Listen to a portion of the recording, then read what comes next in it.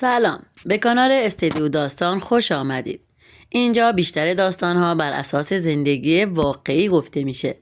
ممنونم که همراه من هستین و از شنیدن داستانهای زیبام لذت میبرید. اگر دوست داشتید کانال رو سابسکرایب کنید و با لایک کردن به هم انرژی بدید. امروز باز یک داستان واقعی براتون آوردم. امیدوارم که لذت ببرید. سال سوم دانشگاه بودم و به جز مسافرت با دوستام و مهمونی و خوشگذرونی کار جدی دیگه ای نداشتم. اگر با دخترها در ارتباط بودم فقط برای سرگرمی بود و همه ارتباطم کوتاه مدت بود و به نظرم عشق آتشین و رابطه طولانی مدت فقط حماقت بود. تمام دغدغه‌ام این بود بتونم هیکل ورزشکاری و خوبی داشته باشم.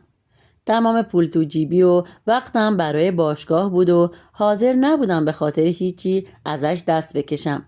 تا اینکه یک روز تو حیاط دانشگاه چشمم افتاد به یک دختر ریزه میزه که موهاش شلخته از مقنعه بیرون ریخته بود و داشت ساندویچ گاز میزد.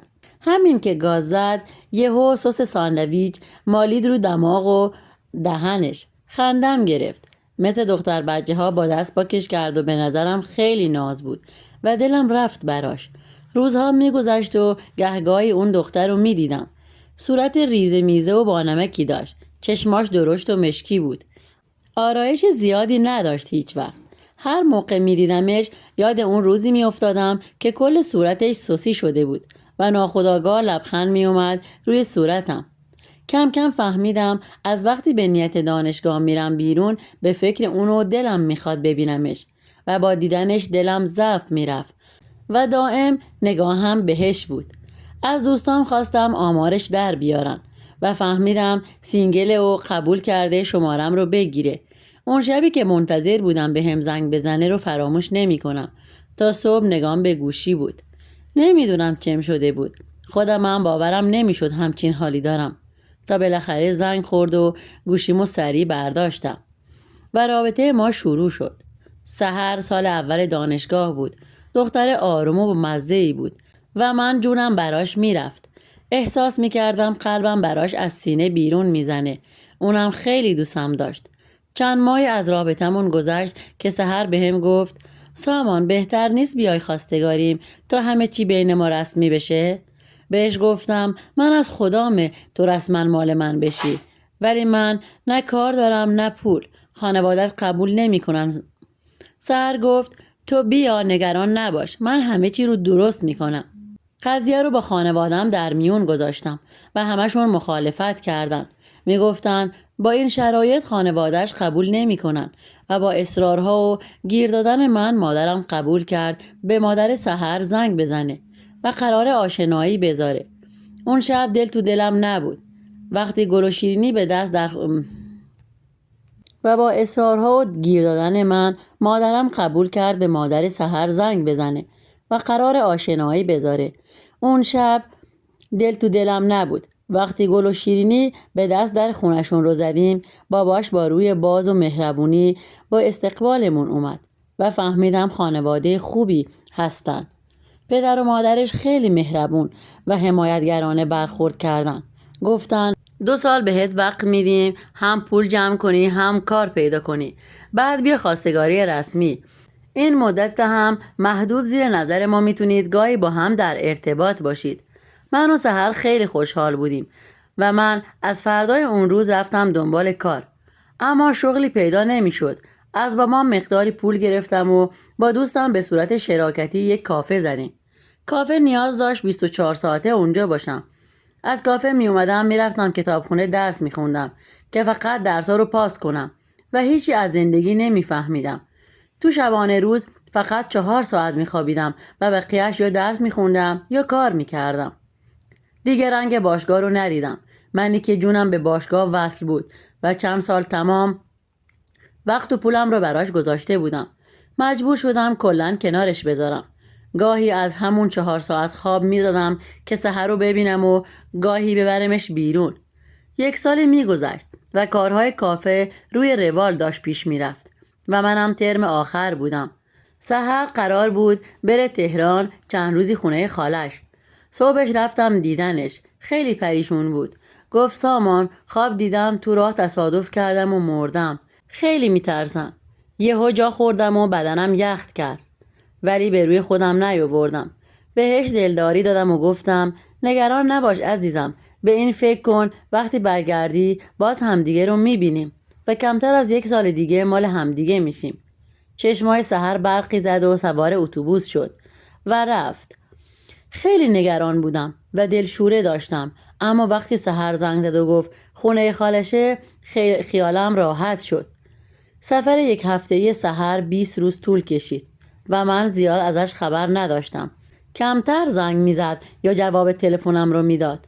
روزی که قرار بود برسه با یه دسته‌گل رفتم ترمینال استقبالش. وقتی صورتش رو دیدم از ذوق مثل بچه‌ها میخندیدم، اما سحر زیاد سر حال نبود. ازم تشکر کرد و گفت خسته راهم و منم رسوندم خونه‌شون. سحر از 10 تا پیامم یکیش رو جواب میداد. هر وقت میگفتم بریم بیرون بهونه می آورد و همه اینا باعث شد دعوای بدی بکنیم.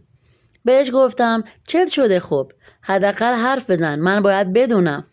گفت چرا فکر میکنی باید همه چی رو بهت بگم؟ گفتم چون من شوهرتم. گفت کی گفته؟ من اصلا مجبور نیستم با تو ازدواج کنم.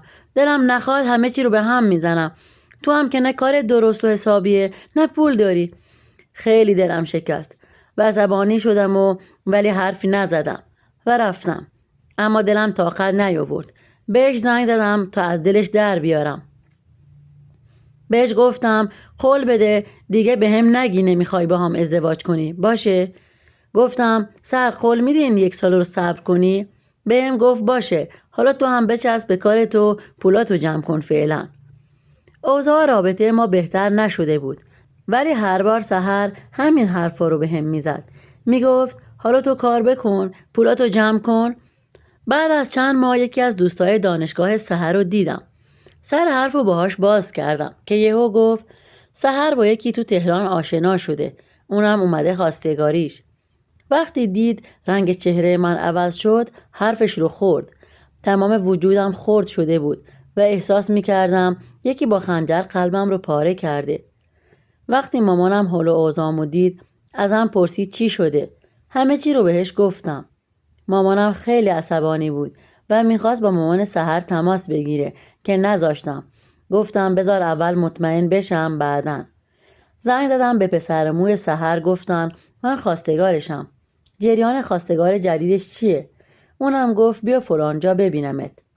پسرعموی سحر فکر میکرد قصد من مزاحمت و آبروریزیه.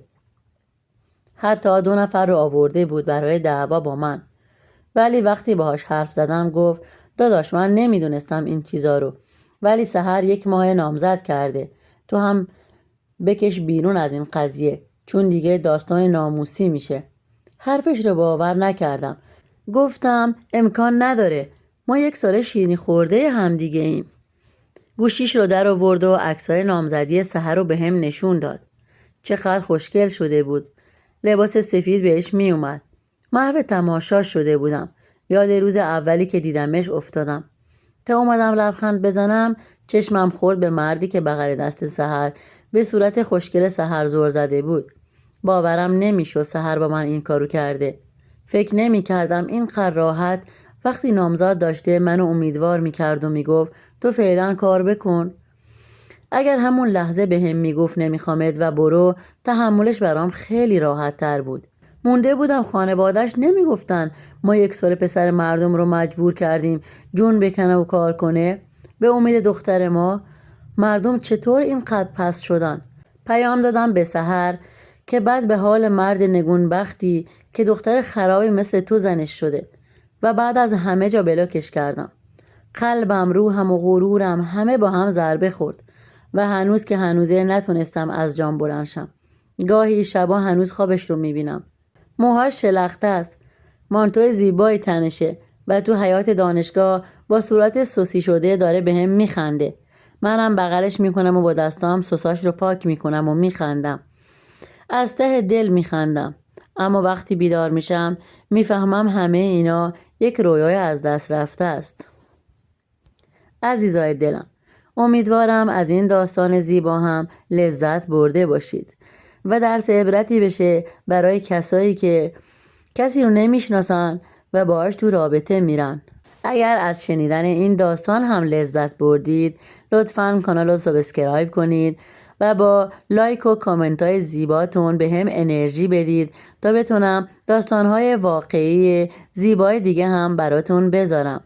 ممنون.